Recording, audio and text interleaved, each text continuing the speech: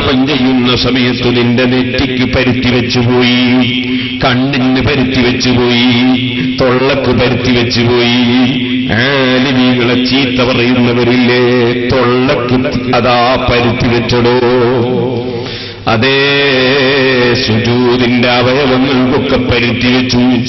സുജൂദ് ചെയ്യാൻ മടിച്ചവരില്ലേ, പരുത്തി വെച്ചു. നിന്റെ ശരീരം പൊതിഞ്ഞു. ആ പൊതിഞ്ഞ ശരീരം മയ്യിത്ത് കട്ടിലിൽ വെക്കുകയാണ്. നിന്റെ അന്തസ്സുള്ള വാഹനം എവിടെ? നിന്റെ പ്ലെയിൻ സവാരി എവിടെ? ഹെലികോപ്റ്റർ എവിടെ? കാർ എവിടെ? മയ്യിത്ത് കട്ടിലിൽ കയറ്റിപ്പോയി ജീവിതകാലത്ത് കയറിക്കിടക്കാൻ മടിക്കുന്ന വാഹനം, സ്ട്രെച്ചറിൽ കയറിപ്പോയി, ആംബുലൻസിൽ കയറിപ്പോയി, ആരോഗ്യമുള്ളപ്പോ കയറാൻ മടിക്കുന്ന വാഹനം നിന്നെ എടുത്തുകൊണ്ടുപോയി ഖബറിൽ വെക്കുകയാണ്. ഖബറിനെ കുറിച്ച് നീ ചിന്തിച്ചിട്ടുണ്ടോ?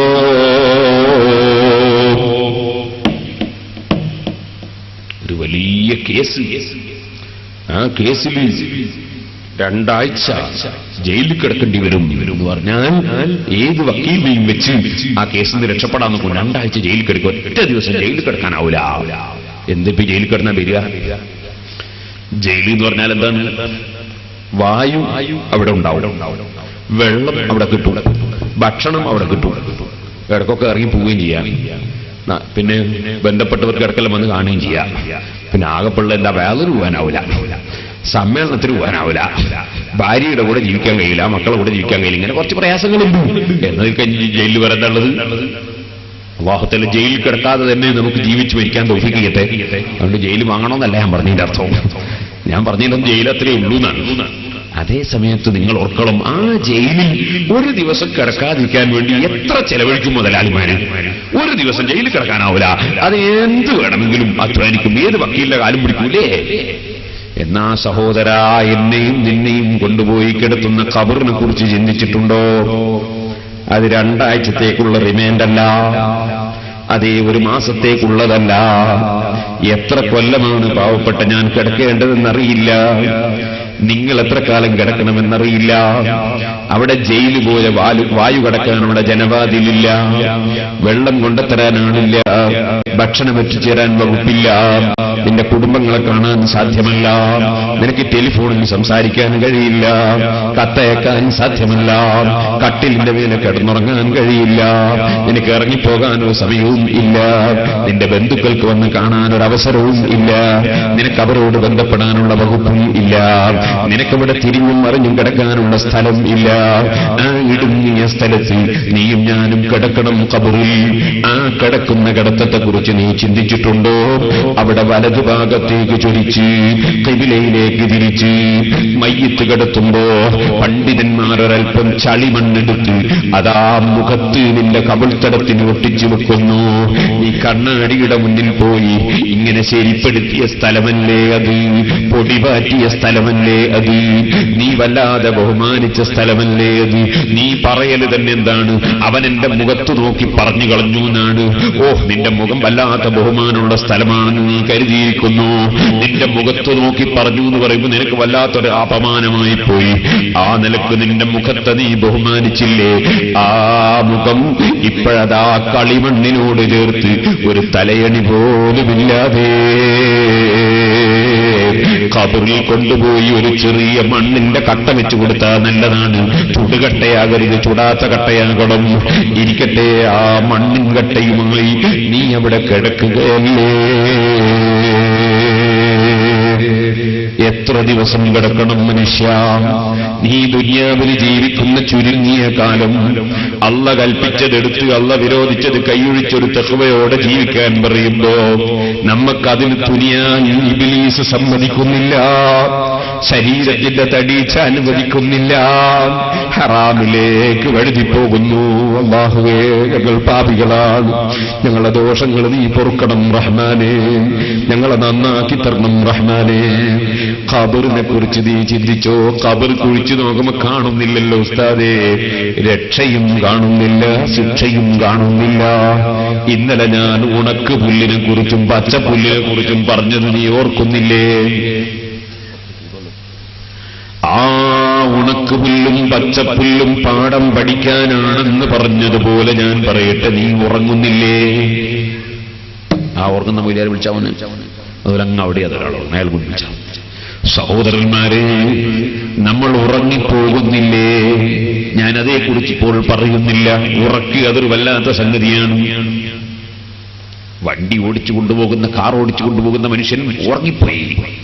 എന്നിട്ട് കാറും ഡ്രൈവറും ഒക്കെ നശിച്ചുപോയി. ഡ്രൈവർ മരിച്ചുപോയി, കാർ ഉടഞ്ഞും പോയി. കാരണം ഉറങ്ങിപ്പോയി.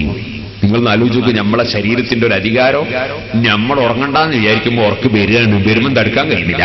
അങ്ങനെയാണ് കാറിന്റെ ഡ്രൈവർ ആക്സിഡന്റ് ആയത്. അപ്പൊ ഉറക്ക് നമ്മുടെ നിയന്ത്രണത്തിൽ അല്ല. ഉറക്കം വരല്ലോ. ചില ആളുകൾ ഇന്നലെ ഞാൻ കിടന്നിട്ട് എത്ര കളിച്ചിട്ട് ഉറക്കം വന്നില്ല, എന്റെ വിസ കിട്ടാച്ചിട്ടാ വരാഞ്ഞ് അല്ല ടിക്കറ്റ് ഒക്കെ അല്ല. നിനക്ക് ഉറക്കം വരുത്താനും സാധ്യമല്ല, ഉറക്ക് പോക്കാനും സാധ്യമല്ല. അതല്ലേ ആദ്യം തന്നെ വിളിച്ചു പറഞ്ഞത്, അല്ലാഹു അക്ബർ, അള്ള വലിയവനാണ്, നീ വലിയവനല്ലടാ. നിനക്ക് ഉറക്കം ഉണ്ടാക്കാൻ കഴിയില്ല, ഉറക്കം ഇല്ലാതെയാക്കാനും കഴിയില്ല, നിനക്ക് ഒന്നിനും കഴിയില്ല. കഴിവുള്ളവൻ അള്ളയാണ്.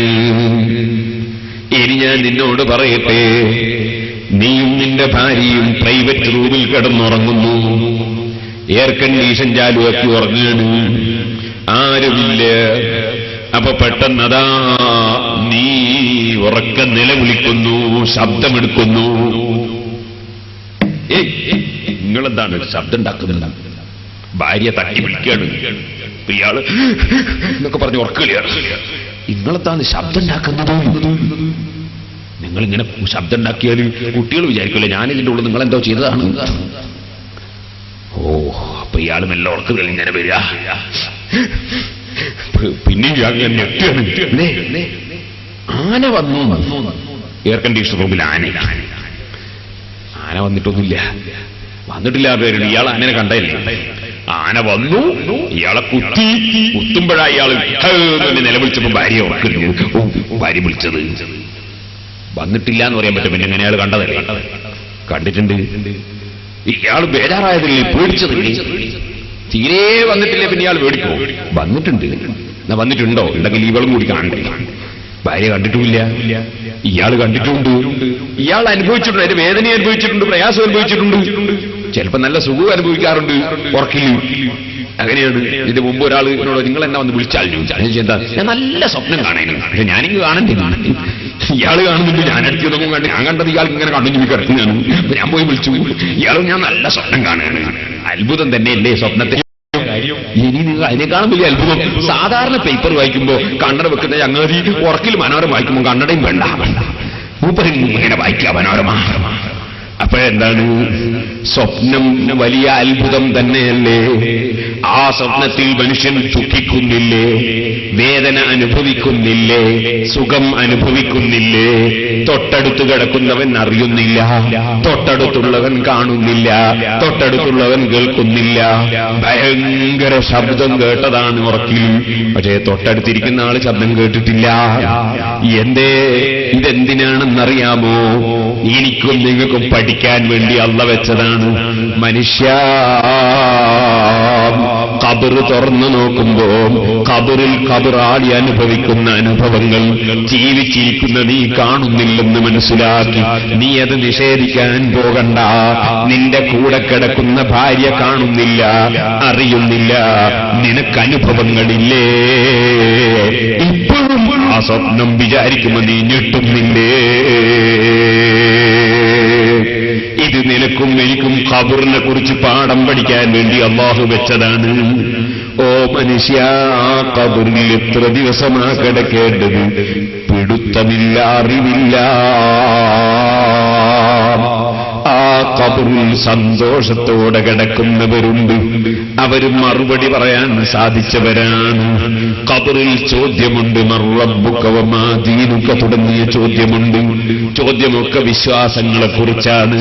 പ്രഥമ ദൃഷ്ട്യാ കുറ്റക്കാരനാണോ, വിശ്വാസം ശരിയുണ്ടോ എന്ന് പരിശോധനയാണ്. അതിൽ അല്ലാഹുവിന്റെ റസൂലിനെ ചൂണ്ടിക്കാണിച്ചു കൊടുത്തുകൊണ്ടുള്ള ചോദ്യവുമുണ്ട്.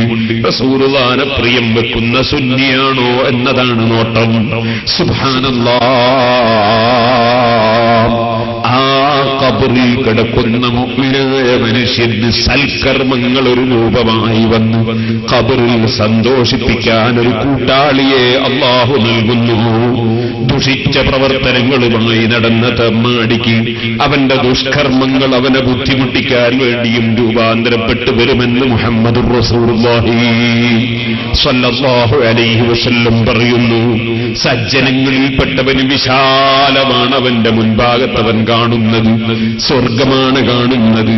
അവൻ ഖബറിൽ വെച്ച് പ്രാർത്ഥിക്കുന്നു, യാ റബ്ബി അഖിമിസ്സാ, ഖിയാമത്ത് നാളൊന്നാക്കിത്തരണം അല്ലാഹ്.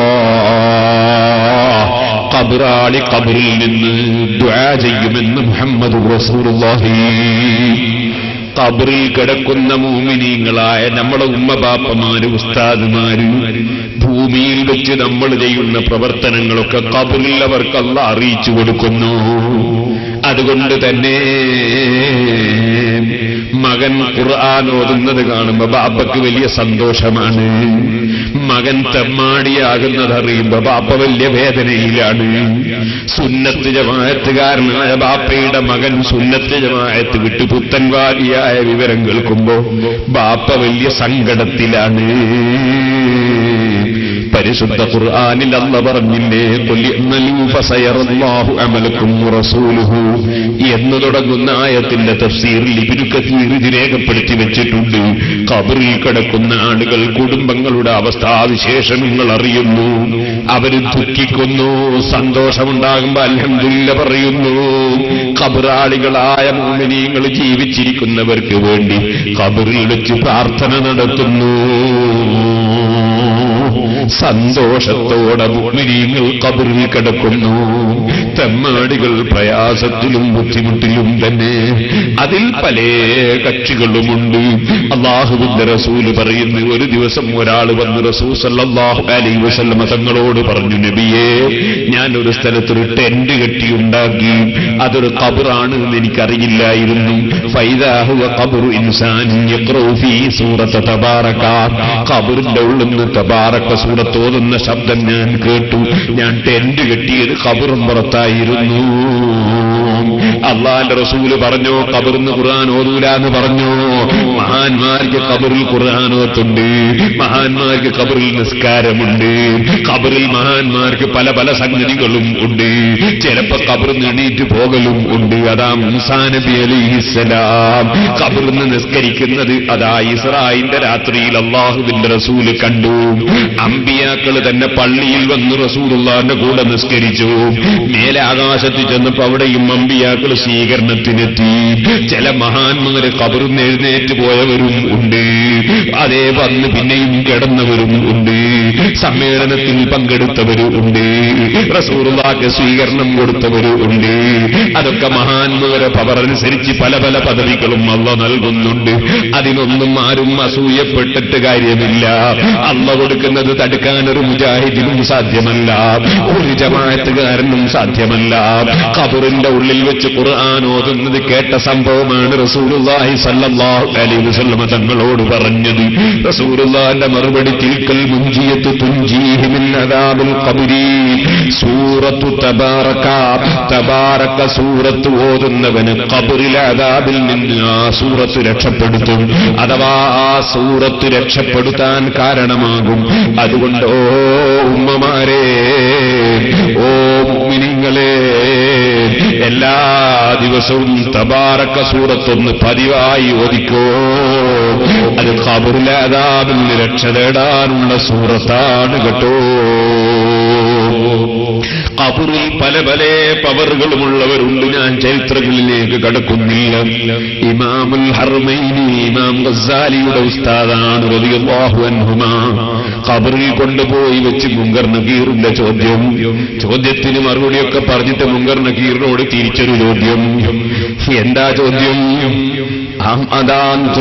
റബ്ബിക്കുമാ, ഞാൻ ഖബറിൽ അദാബില്ല, ഖബറിൽ ചോദ്യമില്ല എന്നൊക്കെ മുഅ്തസിലിയാക്കൾ എന്ന് പറയുന്ന പുത്തൻവാദികൾ വാദിച്ചപ്പോ ഖബറിൽ അദാബുണ്ട്, ഖബറിൽ ശിക്ഷയുണ്ട്, രക്ഷയുണ്ട്, ചോദ്യമുണ്ട്, മറുപടിയുണ്ട് ഇത് സമർത്ഥിക്കാൻ ഞാൻ എത്ര കിതാബാണ് എഴുതിയത്, ഞാൻ ഏതൊക്കെ വാദപ്രതിവാദത്തിലാണ് പങ്കെടുത്തത്, ഖബറിൽ ഇതുണ്ട് എന്ന് പറയാൻ വേണ്ടി. എന്നിട്ട് എന്നെ ഖബറിൽ കൊണ്ടുവന്ന് വെച്ചപ്പോ എന്നോടും ചോദ്യം തന്നെയാണോ?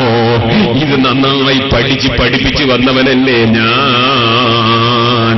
ഇമാമുൽ ഹറമൈൻ തങ്ങൾ മലക്കുകളോട് തിരിച്ചു ചോദിച്ചുവെന്ന് ഇമാം സുയൂത്തി റളിയല്ലാഹു അൻഹു അവിടുത്തെ ഫതാവയിൽ രേഖപ്പെടുത്തിയത് കാണാം. ഖബറിന്റെ ഉള്ളിൽ വലിയ വലിയ പവറുകൾ ഉള്ളവരുണ്ട്. ഇരിക്കട്ടെ സഹോദരന്മാരെ, ആ ഖബർ ജയില് പോലെയല്ല, ജയിലിനേക്കാളൊക്കെ എത്രയോ കഠിനമാണ്. മഹാന്മാർക്ക് എവിടെയും സന്തോഷം തന്നെ. ആ ഖബറിൽ പാവപ്പെട്ട ഞാനും നിങ്ങളും കിടക്കണം. ആ ഖബറിന് വേണ്ടി ഒരുങ്ങണം, ആ ഖബറിന് വേണ്ടി അധ്വാനിക്കണം. ആ ഖബറിൽ നിന്നൊരു ദിവസം അല്ലാഹുവിന്റെ നിശ്ചയപ്രകാരം വിളിക്കപ്പെടുന്ന ദിവസമുണ്ട്. ആ ദിവസമാണ് മനുഷ്യന്റെ നന്മയും തിന്മയും അതാ പരിശോധിക്കപ്പെടാൻ ഹാജരാക്കപ്പെടുന്ന ദിവസം. ബിസ്മില്ലാഹിർ റഹ്മാനിർ റഹീം. അൽഹംദുലില്ലാഹി റബ്ബിൽ ആലമീൻ അർറഹ്മാനിർ റഹീം. ഈ മൂന്ന് കാര്യങ്ങളും അല്ലാഹുവിനെ സ്തുതിച്ച് പറയലാണല്ലോ, അല്ലാഹനെ പുകഴ്ത്തലാണല്ലോ. ഉടനെ പറയുന്നു മാലികി യൗമിദ്ദീൻ, അല്ല കാരുണ്യം കൊടുക്കുന്ന രാജാവ്, എല്ലാം പോറ്റി വളർത്തുന്ന രാജാവ്. അവന്റെ പേരുകൊണ്ടാണ് തുടക്കം. എല്ലാം പറഞ്ഞിട്ട് പിന്നെ ഓതാണ് മാലികി യൗമിദ്ദീൻ. അല്ലാഹു തആല പ്രതിഫലം കൊടുക്കുന്ന ദിവസത്തിന്റെ ഉടമസ്ഥനാണ്. മനുഷ്യന് പ്രതിഫലം കൊടുക്കുന്ന ഒരു ദിവസമുണ്ട്. ആ ദിവസത്തിന്റെ ഉടമസ്ഥനാണ് അല്ലാഹു ജല്ല ജലാലുഹു. ആ പ്രതിഫലം കൊടുക്കുന്ന ദിവസത്തിന് വേണ്ടി മുഴുവൻ ആളുകളെയും ഒരുമിച്ച് കൂട്ടപ്പെടുന്നു. അവിടെയാ മനുഷ്യ ഈമാനുള്ളവരും ഈമാനില്ലാത്തവരും വല്ലാതെ വേർതിരിയുന്ന സ്ഥലമാ മഹ്ശറാ ലോകമാണ് കേട്ടോ. അമ്പിയാക്കൾ, ഔലിയാക്കൾ, അരിഫീകൾ, സാലിഹീകൾ മുഴുവനും ഒരു ഭാഗത്ത് ഒരുമിച്ച് കൂടിപ്പോയി. അബൂജഹൽ, ഉത്ബത്ത്, ശൈബത്ത്, ഫിർഔൻ, നമ്രൂദ്, ഖാറൂൻ തുടങ്ങിയ അധികാരികളും ഒരു ഭാഗത്ത് ഒരുമിച്ച് കൂടിപ്പോയി. മുഴുവൻ ആളുകളും ഒരുമിച്ച് കൂടുന്ന ആ മഹ്ശറാ ലോകം മനുഷ്യ കോടതിയിൽ ഒരു ചെറിയ കേസുണ്ടായിട്ട് ആ കോടതിയിൽ നീ കേസിന് പോയിട്ട് രാവിലെ 10 മണി മുതൽക്ക് 4 മണി വരെ കേസ് വിളിക്കുമെന്ന് മനസ്സിലാക്കി ഒരു ദിവസം നീ കോടതിയിൽ നിന്നപ്പോ നിനക്ക് വല്ലാത്ത വിഷമം, കോടതി മടുത്തുപോയി. കോടതി കയറാൻ തന്നെ വലിയ പ്രശ്നം തന്നെ. 10 മണിക്ക് പോയ ഞാൻ 4 മണിക്കാ കോടതിയിൽ നിന്ന് ഇറങ്ങിയത്, വലിയ പ്രശ്നം തന്നെ. മനുഷ്യ ഇത് ഒരു ദിവസത്തെ കോടതിയാണ് കേട്ടോ. അവിടെ വക്കീലിനെ വെച്ച് വാദിച്ച് രക്ഷപ്പെടാൻ വഴിയുണ്ട്. കോടതിയെ തന്നെ സ്വാധീനിക്കുന്ന ലോകവുമുണ്ട്, പണം കൊണ്ട് നേടുന്ന ലോകമുണ്ട്, സാക്ഷിയെ മൊഴിമാറ്റി പറയിക്കുന്ന പരിപാടികളുണ്ട്, പലതുമുണ്ട്. പക്ഷേ അതൊക്കെ അതിന്റെ ദുനിയാവിലെ കോടതിയിലാണ്. ഇത് കോടതി അത്തരം കോടതിയല്ല. രഹസ്യവും പരസ്യവും ഒരുപോലെ അറിയുന്ന രാജാവിന്റെ കോടതി. വക്കീലന്മാരില്ല, ഗുമസ്തന്മാരില്ല, കൈക്കൂലിയില്ല. അവിടെ സാക്ഷിയുടെ മൊഴി മാറ്റി പറയലില്ല. നഖ്തിമു അലാ അഫ്വാഹിഹിം വതുകല്ലിമുനാ ഐദീഹിം അർജുലുഹും ബിമാ കാനൂ യക്സിബൂൻ. ഭൂമിയിൽ പച്ചക്കള്ളം പറഞ്ഞ് നടന്നില്ലടാ. പടച്ചവന്റെ മുമ്പിൽ കള്ളം നടക്കുകയില്ല. കൈ സംസാരിക്കുകയാണ്, കാലുകൾ സാക്ഷി പറയുകയാണ്, തൊള്ളക്ക് സീൽ വെക്കുകയാണ്. കോടതി, ഓ മോനെ അതൊരാഴ്ചയല്ല, ഒരു മാസമല്ല, ഒരു വർഷമല്ല, 100 വർഷമല്ല, 1000 വർഷമല്ല, 10,000 വർഷമല്ല. അല്ലാഹുവിന്റെ ഖുർആൻ പറയുന്നു, ഫീ യൗമിൻ കാന മിഖ്ദാറുഹു 50,000 സന. ഒരൊറ്റ ദിവസത്തിന് 50,000 കൊല്ലം. ഒരൊറ്റ ദിവസത്തിന് 50,000 കൊല്ലം. സുബ്ഹാനല്ലാഹ്. അല്ലാഹുവിന്റെ റസൂലിന്റെ കാലം മുതൽക്ക് ഇന്ന് വരെയുള്ള കാലം കഴിഞ്ഞിട്ട് 1400 കൊല്ലമല്ലേ ആയുള്ളൂ. 1400-നോടടുത്ത വർഷമല്ലേ ആയുള്ളൂ. ആദം നബി അലൈഹിസ്സലാം മുതൽക്കുള്ള കൊല്ലങ്ങൾ കൂട്ടിയാലും അതേ 10,000 മറികടക്കുന്നില്ലല്ലോ. എങ്കിൽ സഹോദരാ, അല്ലാഹുവിന്റെ കോടതിയിൽ പാവപ്പെട്ട ഞാൻ നിൽക്കണം.